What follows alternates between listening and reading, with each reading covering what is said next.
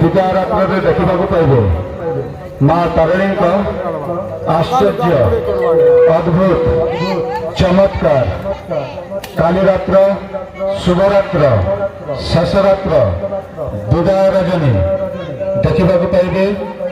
ଜୀବନ୍ତ ସମାଧି 5 ଫୁଟ ଗାତରେ ଟୋପି ଦିଆଯିବ।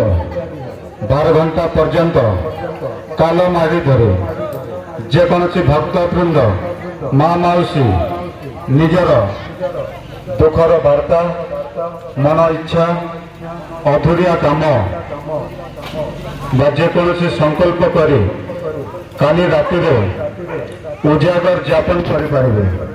କାଲି ରାତ୍ର ଉଜାଗର ରାତ୍ର ଶେଷ ରାତ୍ର ବିଦାୟ ରାତ୍ର ଆଉ ଆପଣଙ୍କ ଦୁଃଖ ଜଣାଇ ଆପଣ ସ୍ୱଇଚ୍ଛାରେ ଉଜାଗର ଯାପନ କରିପାରିବେ। କଳସ କୁମ୍ଭ ସ୍ଥାପନା କରି ରାତି 10ଟାରୁ ସକାଳ 7ଟା ପର୍ଯ୍ୟନ୍ତ ଉଜାଗର ଯାପନ କରିପାରିବେ। ବହୁତ ସଂଖ୍ୟା ବହୁତ ପରିମାଣରେ ଯୋଗଦାନ ଦେଇ କାର୍ଯ୍ୟକ୍ରମକୁ ଅନୁସନ୍ଧାନ କରିନେବେ। କାଲିର କାର୍ଯ୍ୟକ୍ରମ